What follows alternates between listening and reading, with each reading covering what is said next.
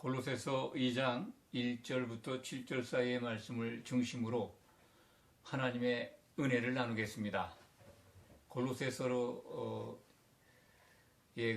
기록된 말씀들을 보면 참으로 심오하다. 골로새서가 신약 성경 중에서 심오한 하나님의 비밀들을 일러주기 때문에 그런 말씀들을 하는 것 같습니다. 그렇습니다. 하나님의 비밀이 무엇이다? 오늘 말씀 속에도 나옵니다만 하나님의 비밀인 예수 그리스도, 그것을 신약 성경 여러 책에서 다 말씀하고 있습니다만 골로새서만큼 이렇게 여러 가지 측면에서 예수님을 설명한 책은 드뭅니다. 골로새서를 통해서 하나님의 형상이 예수님의 모습으로 알 수 있다 하는 것을 우린 배울 수 있었습니다. 골로새서 1장 15절에 기록되어 있는 말씀입니다. 그는 보이지 아니하는 하나님의 형상이다. 하나님은 영이시기 때문에 볼 수가 없습니다. 사람의 육안으로. 그런데 예수님이 나타나심으로써 그것이 하나님의, 인간이 육안으로 볼 수 있는 하나님의 모습이었다라고 선언하고 있는 겁니다. 여러 가지 예수님에 대한 정의를, 예수님이 어떤 분인가, 그리고 이 땅에 왜 오셨는가, 그리고 무슨 목적으로 오셨는가, 그리고 하나님은 어떠한 뜻을 가지고 예수님을 보내셨는가, 이러한 것들을 신약 성경을 통해서 알 수가 있습니다. 심오하다는 것, 그것을 아주 확실하게 실증적으로 우리가 알 수 있는 것은 신약 성경 맨 마지막 책인 요한계시록에 가면 확인할 수 있습니다. 예수님이 이 땅에 왜 오셨는가? 하나님이 무슨 계획을 세우셨고, 그리고 그 일을 어떻게 이루어 가시는가? 그리고 하나님의 목적이 이루어지는 그 모습은 어떤 것인가를 다 확인할 수가 있습니다. 그런데 그러한 그 하나님의 뜻과 목적을 미리 골로새서를 통해서 선명하진 않지만은 이러한 심오한 뜻이 있었구나 하는 걸 알 수 있게 하신 책이 오늘 우리가 은혜를 나누고 있는 골로새서입니다. 특히 이 장은 여러 가지 하나님의 비밀 가운데 맨 마지막에 나타날 우리들의 모습들까지 연상시켜서, 그리고 은혜를 나눌 수 있도록, 그래서 소망을 가질 수 있도록 말씀하고 있습니다. 사도 바울이 골로새 교회에 보낸 편지 가운데는 하나님의 비밀을 알게 하려 합니다라고 하는 편지를 보낸 목적이 기록되어 있습니다. 2장 2절에 기록되어 있습니다. 하나님의 비밀인 그리스도를 깨닫게 하려 함이라 라고 골로새 교회에 보내는 편지 속에서 그것을 제시하고 있습니다. 왜 편지를 보내는가? 우리가 미리 다 살펴보았습니다만 골로새 교회는 사도 바울이 가본 적이 없는 교회입니다. 에바브라라고 하는 사도 바울과 함께 일을 하고 있는 동역자죠. 사도를 돕고 있는 신실한 집사였던 것 같습니다. 그분을 통해서 골로새 교회는 개척이 된 것 같습니다. 그래서 바울을 본 적이 없어요. 그 성도들이. 그런데 사도 바울은 편지를 보내면서 2장 5절에 보면 그들이 얼마나 기쁘게 신앙생활을 하고 있는지, 신실하게 신앙생활을 하고 있는지를 보고 있습니다. 2장 5절을 제가 한번 읽어드리겠습니다. 이는 내가 육신으로는 떠나 있으나 영으로는 너희와 함께 있어 너희가 질서 있게 행함과 그리스도를 믿는 너희의 믿음이 굳건한 것을 기쁘게 봄이라. 가지 않았는데 신앙생활하는 그 신실한 모습을 보고 기뻐하고 있습니다. 어떻게 할까요? 영으로 함께 있다는 겁니다.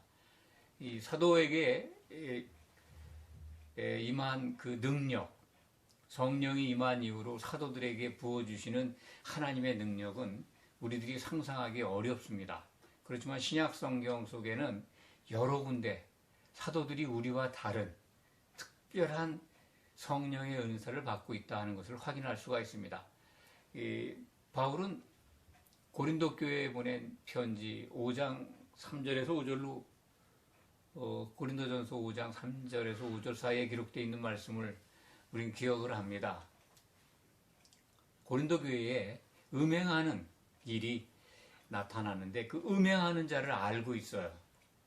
그리고 그 음행하는 자를 영으로 알고 있기 때문에 그를 사도 바울이 사탄에게 내줬다라고 하는 기록이 있습니다. 사탄에게 내줬다고 하는 것은 그 육신을 공격하는 육이 사탄에게 속한 겁니다. 사람의 몸. 그 사탄에게 내줬다는 것은 병들게 했다든지 죽게 했다든지 그런 의미입니다. 그렇기 때문에 그 목적은 그가 더 이상 죄를 범하지 않고 심판날에 영의 구원을 받을 수 있게 했다. 그러니까 미리 그 음행한 사람을 보호하기 위해서 차단한 거죠. 더 이상 더 큰 죄를 지지 않도록. 교회에 흠이 생기면 안 되기 때문에 분리한 것이다. 이렇게 이해를 합니다. 그렇듯이 오늘 말씀 속에서도 사도 바울은 떨어져 있지만 영으로 그들과 함께 있어서 그들 믿음 생활을 안다는 겁니다. 2장 5절에 지금 조금 전에 제가 읽어드렸습니다만 너희와 함께 있어. 영으로는 함께 있다는 겁니다. 이런 것들이 사도들에게 임했던 특별한 은사 가운데 하나라고 생각합니다. 우리들도 그런 능력을 가지고 정말 초능력적인 것, 그런 것들을 가지고 멀리 떨어져 있는 상황을 알았으면 좋은데 그렇지 못합니다. 이런 것들을 잘 분별해서 정말 이런 것이 제게 능력이 임하게 해달라고 기도하는 건 좋습니다만 하나님께서 사도들에게 이 능력을 부어주신 취지, 목적을 먼저 이해하시기 바랍니다. 그들은 교회의 기초석으로 삼으셔야 했기 때문에 또 신약 성경을 기록해야 했기 때문에 예수님이 가지셨던 또 사도들에게 꼭 필요했던 건 다 부어주셨습니다.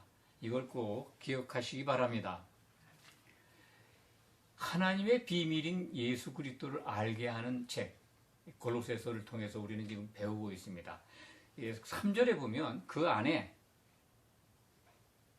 그리스도 아니죠? 지혜와 지식, 모든 보화가 감춰져 있다는 거예요. 지혜, 지식, 보화, 어떻게 보면 구체적이지 않고 추상적입니다. 그런데 이런 건 너무 어렵게 생각하지 마시기 바랍니다. 신약성경 마지막 책 요한계시록을 기준하면 이런 것들이 다 풀립니다. 과정에는 하나님의 지혜가 뭘까? 하나님의 그 모든 그리스도 안에 있는 지식이 다 뭘까? 또 그리스도 안에 있는 보화가 뭘까? 어떻게 보면 막연합니다. 저도 과거에 그런 시절이 있었습니다. 굉장히 추상적이기 때문에 관념적이기 때문에 이게 뭘까? 그런데 성경의 마지막 책에 가면은 하나님이 뭘 하시는가? 하나님의 지혜로 세우신 그 계획, 그 계획이 이루어지는 최종 목표물, 완성품을 보면 하나님의 지혜는 그것이었구나. 그리스도 안에 감춰있던 보화는 그것이었구나 라는 걸 알게 됩니다. 하나님의 목적인 뜻과 목적이 성취되는 걸 보면 쉽게 이해가 갑니다. 그리스도 안에 있는 보화가 뭘까요? 그리스도 안에 있는 보화가 하나님이 얻고자 하는 것이 들어있는 겁니다. 하나님이 얻고자 하는 게 교회입니다. 그러니까 그리스도 안에 있는 이 보화라고 하는 것은 우리를 불러서 예수님의 몸인 교회로 세우고자 하는 하나님의 모든 지혜, 지식입니다. 하나님의 지혜가 예수 그리스도입니다. 그것이 예수 그리스도가 하나님의 비밀이라고 성경은 증거합니다. 근데 예수 그리스도의 어떤 부분이 하나님의 지혜냐? 하나님의 지혜는요, 그리스도 안에서 우리를 구원하실 계획을 가졌던 게 하나님의 지혜입니다. 그리스도 안에서가 하나님의 지혜죠. 지혜가 세워진 거죠. 하나님의 뜻 가운데서. 그리고 그리스도로 말미암아는 그 지혜를 집행한, 실행한 이 십자가의 사건입니다. 그러니까 하나님이 사람이 되셔서 그 안에서 우리를 구원하실 계획, 그걸 실행한 것, 그리스도 안에서 지혜가 나타났고, 그리고 모든 그 계획을 집행하신 것, 그 알맹이가 십자가입니다. 왜 그럴까요? 십자가가 왜 알맹이라고 제가 말씀드리는지 아실 겁니다. 하나님이 사람이 되셔서 피를 흘릴 수가 없습니다. 사람이 되지 않으면 피를 흘릴 수가 없는 분이에요. 우리가 하나님을 자꾸 사람과 이렇게 연상해서 생각하잖아요. 인간은 뭐 받은 그 어떤 생각의 범위가 그러니까 어쩔 수 없습니다. 우리들이 갖고 있는 지식이나 의식 속에서 하나님을 자꾸 이해하려고 그래요. 하나님은 보이지 않는 분이고 영적인 분이고 우리를 창조하신 분입니다. 사람의 생각으로 다 헤아릴 수가 없습니다. 그런데 우리를 구원하실 계획이 그리스도 안에서 세우셨는데 그게 하나님의 지혜입니다. 그리고 십자가는 하나님의 능력입니다. 그 능력을 지금 설명드리는 겁니다. 능력. 하나님이 사람이 되시는 능력. 그 사람이 되셔가지고 피를 흘리는 능력. 피를 흘리고 다시 부활하신 것. 이게 하나님의 능력이죠. 인간이 할 수 있습니까? 할 수 없습니다. 신이 어떻게 사람이 됩니까? 그리고 죽으셔야 돼요. 피를 흘리고. 그래서 독생자가 사람으로 오셔서 피를 흘리고 죽고 부활하신 사건, 하나님만이 하실 수 있는 능력이 나타난 겁니다. 그래서 하나님의 지혜가 하나님의 계획을 세웠고 하나님의 능력은 십자가에서 죽고 부활하심으로써 우리를 하나님의 계획대로 하나님의 아들들 되는 길을 열어주신 겁니다. 이게 하나님의 지혜와 하나님의 능력입니다. 그 모든 것들이 정말 다 완성되는 장면이 요한계시록 19장 이후에 가면 나타납니다. 하나님의 비밀은 예수 그리스도입니다. 그런데 그 예수 그리스도의 진짜 안에 있는 비밀은, 그리스도 안에 있는 비밀은 교회입니다. 그런데 하나님의 가장 큰 비밀은 그 그리스도와 교회의 결혼입니다. 그리고 예수님이 이 땅에 오신 거는 하나님의 계획, 그리스도와 교회의 결혼시킬 계획, 그것을 위해서 초림하셨고, 그리고 두 번째 오실 때는 그 결혼하기 위해서 오십니다. 그것이 완성되는 게 요한계시록 19장에 기록이 되어 있고, 그 완성품들을 설명한 것이 20장, 21장, 22장입니다. 그 속에 있는 것들을 우리는 미리 볼 수 있습니다.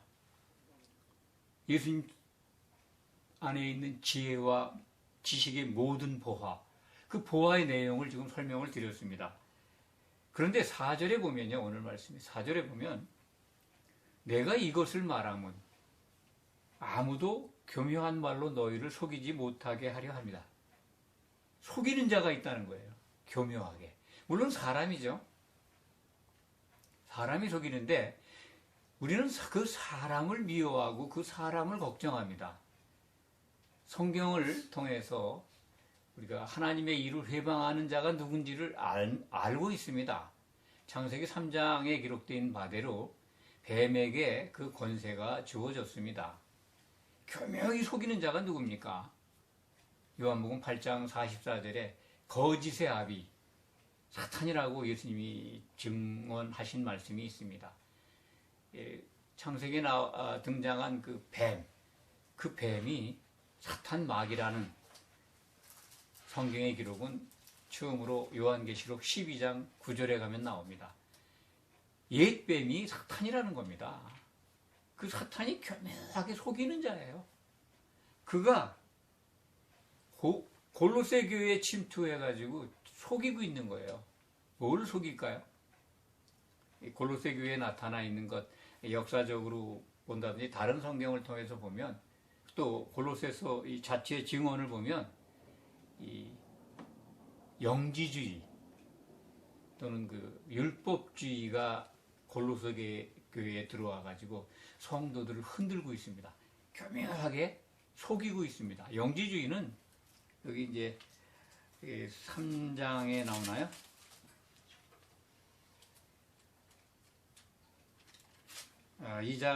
오늘 말씀 뒤에 나오네요. 철학과 헛된 속임수로 등장하는데, 구체적인 거 이제 이 영지주의 그러면 이 금욕주의 생각하시면 됩니다. 금욕주의가 있고 이제 영계의 비밀을 자기들만 안다라는 생각을 가지고 막 교회를 흔드는 거죠. 하나님과 맞닿지 않는다는 겁니다. 그래서 금욕주의, 육신적인 금욕을 통해서 믿음을 완성해 간다. 그래야 구원받는다라고 속이는 사람들. 또 이제 거기에 결부해서 율법주의는 이제 할례를 받아야 된다는 거죠. 유대교의 가르침이죠. 예수님이 오셔서 하나님의 복음이 선포되고 있는데도 계속 구약의 그 율법주의를 가지고 성도들을 흔들고 있습니다. 그런데 이제 그걸 아무도 속이지 못하게 한다 하는 거는 그런 자들이 나타나서 흔들고 있는데, 그건 우리 이제 압니다. 옛뱀, 그 창세기 3장에 나타나 있던 이 아담의 아내를 속인 옛뱀이죠. 그거 이제 신약 성경에 계시록 12장 9절 또 20장 2절 3절에 보면 그것이 바로 사탄 마귀다. 이런 증거를 우리는 확인한 바 있습니다. 그렇기 때문에 이 사탄이 교회를 흔든다 하는 것을 알 수가 있습니다. 거짓의 아비니까요. 처음부터 거짓말한 마귀, 그가 골로새 교회 안에 들어와가지고 성도들을 흔들고 있는데, 그것을 일깨워서 교회가 흔들리지 않고 예수님의 몸으로 정말 성도들이 한 몸을 이뤄가도록 연합해 가는 것, 그래서 믿음 안에 굳건히 설 수 있도록 그렇게 하기 위해서 이 편지를 보낸다는 겁니다. 그래서 6절에 보면 그러므로 너희가, 골로새 교회에 있는 성도들이죠, 그리스도 예수를 주로 받았으니 그 안에서 행하라 하는 겁니다. 사탄은 끊임없이 성도들을 뒤흔듭니다. 사탄이 갖고 있는 권세가 뭡니까? 가장 큰 권세? 뭐 다 아시지만 사탄이 갖고 있는 권세는 다른 게 아닙니다. 사망 권세입니다. 죽음에 이르게 하는 권세입니다. 육신의 죽음. 사탄은 사람의 몸을 죽입니다. 그런데 영과 혼에 대해서는 손을 못 댑니다. 그래서 예수님이 그렇게 말씀하셨죠. 너희가 몸은 죽여도 영혼은 죽이지 못하는 자들을 두려워하지 마라. 영과 혼을. 오직 혼을 심판하는 그를 두려워하라. 하나님을 두려워하라는 겁니다. 마귀가 갖고 있는 권세 제일 큰 게 죽이는 거예요. 마귀의 권세가 얼마나 우리들 생활 속에 깊이 들어와 있는지, 뿌리 박혀 있는지 아십니까? 우리들이 갖고 있는 말을 보면 압니다.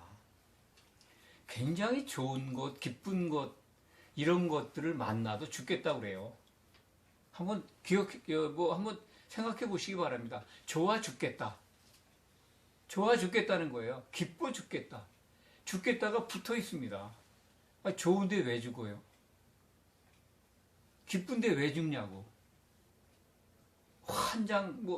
화나 죽는다, 슬퍼 죽는다, 또 육신적으로는 배고파 죽는다, 힘들어 죽는다.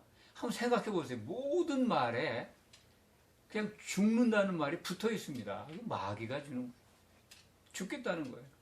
그만큼 사망 권세가 우리들 생활에, 우리들 의식에, 우리들 말 속에 녹아 있습니다.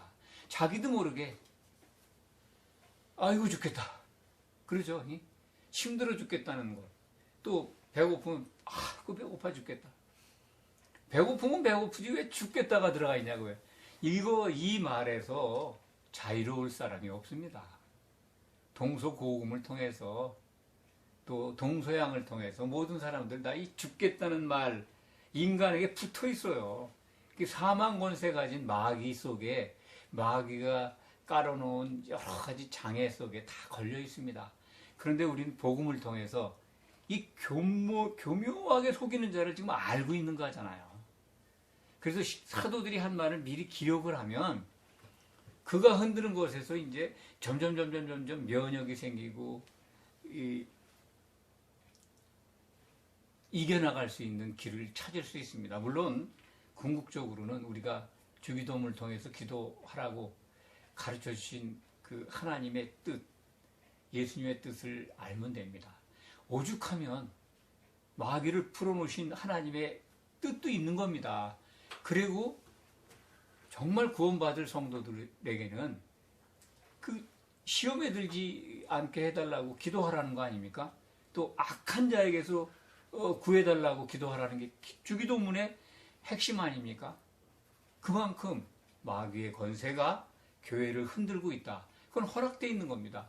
그런데 사도들의 말을 들으면 우리는 이긴다는 거예요.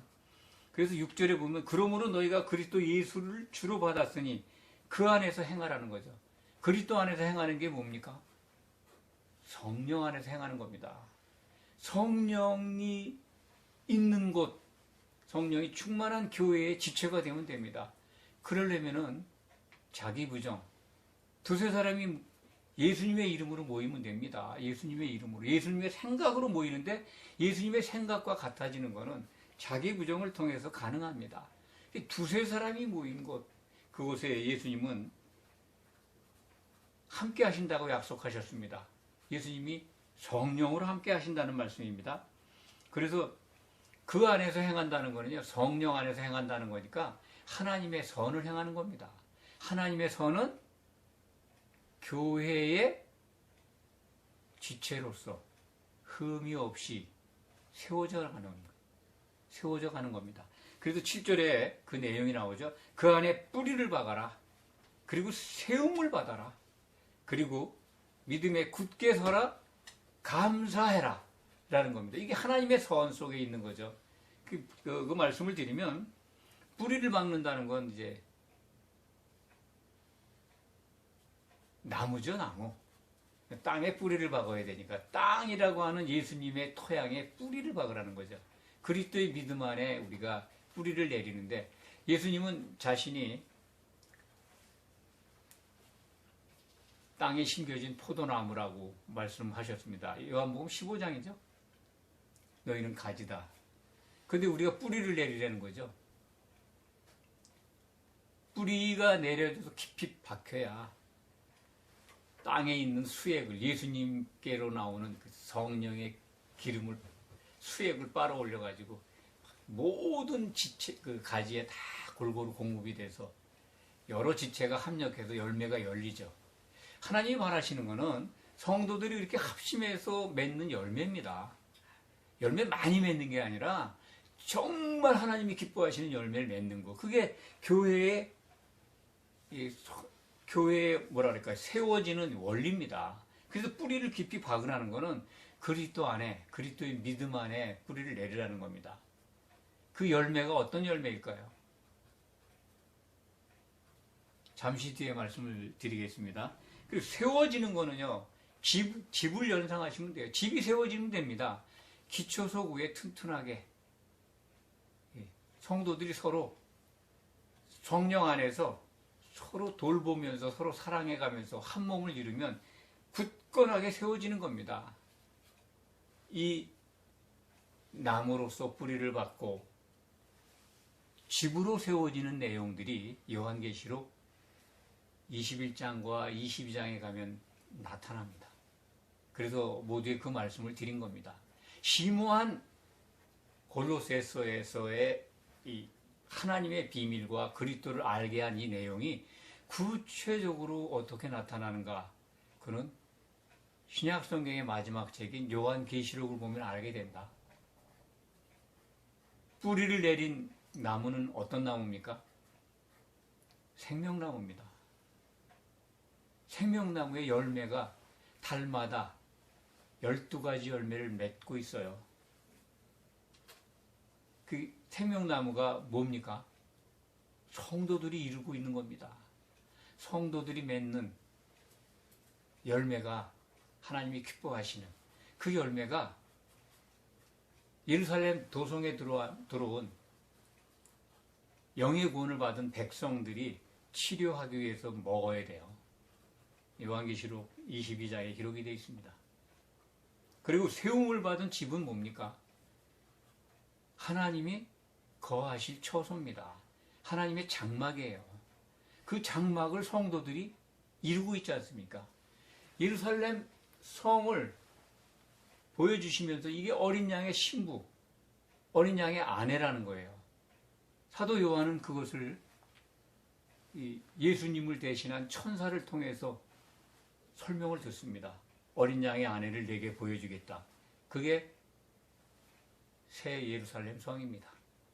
물론 그 성의 성곽, 기둥이 되는 것을 성도들이 벽옥으로, 한 벽으로 이루고 있습니다. 하나님의 집을 이루고 있어요. 그러니까 오늘 말씀을 통해서 보면 집으로 세워지는 것, 결과물은 새 예루살렘 성입니다. 뿌리를 내려서 열매를 맺게 되는 그 결과물은 생명나무예요. 예루살렘 성의 내용이요, 그것밖에 없습니다. 요한계시록을 한번 21장, 22장 한번 읽어보시기 바랍니다. 하나님께 속한 것, 그거 빼면은요, 사도 요한에게 보여주신 그 내용물은요, 새 예루살렘의 도성 건물과 그 안에 있는 생명나무뿐입니다. 거기에 이제 생명수 강, 보호자에서 흘러나오는 생명수 강은 성령의 강이죠. 보호자에 앉으신 하나님, 그리고 어린 양, 그리고 생명수 강, 그리고 그 성 안에 있는 게 뭡니까? 등장한 게 다 정금으로 이루어진 하나님의 것으로 채워지고 성도로 이루어진 예루살렘 성과 생명나무 뿐입니다. 생명나무. 성도로 이루어진. 놀랍지 않습니까? 우리가 그것을 이루는 정말 하나님이 얻고자 하는 하나님의 완성품이 되는 겁니다. 그래서 그것을 지금 우리가 왜 예수님 안에 뿌리를 내려야 되는지, 그리고 예수님 안에서 세움을 받아야 되는지, 이게 수동형입니다. 뿌리가 박히고 세워지는 겁니다. 그럼 누가 하시는 거예요? 성령께서 하시는 겁니다. 이것을 오늘 말씀에서 발견하시면 정말 이상한 데 몰려다니면서 막 허심 쓰고 또 쓸데없는 일에 빠지고 그러지 않습니다. 하나님이 얻고자 하는 예수 그리스도의 아내, 새 예루살렘 성, 그것을 보니까 성도들의 최종 모습이 드러나지 않습니까? 물론 19장에 보면, 계시록 19장에 보면 한 세마포 옷을 입은 어린 양의 신부로 등장을 해요. 한 신부로 등장을 합니다. 그런데 그것이 새 예루살렘 도성 건물이에요. 또 하나는 생명나무로도 등장을 해요. 얼마나 우리가 상상할 수 없는 성도들의 완성된 모습입니까? 성도들이 바뀐 모습이죠. 최종 형상들입니다. 생명나무가 되고 예루살렘 성 도성이 되고, 정말 경탄해 마지 아니할 경탄할 일들이 신약 성경에 다 공개되어 있습니다. 이것을 우리가 확인하는데 왜 하나님의 뜻과 목적은 안 바라보고 사람들의 교훈과 사람들이 기뻐하는 것과 사람들의 박수에 이렇게 솔깃해서 복음을 변질시키고 그렇게 허황된 믿음을 향해서 달려갑니까? 이제 우리는 정말 가짜 복음을 구별하고 진짜 복음을 바라보면서 소망을 삼아야 합니다. 오늘 말씀을 늘 기억하시기 바랍니다. 기도하겠습니다.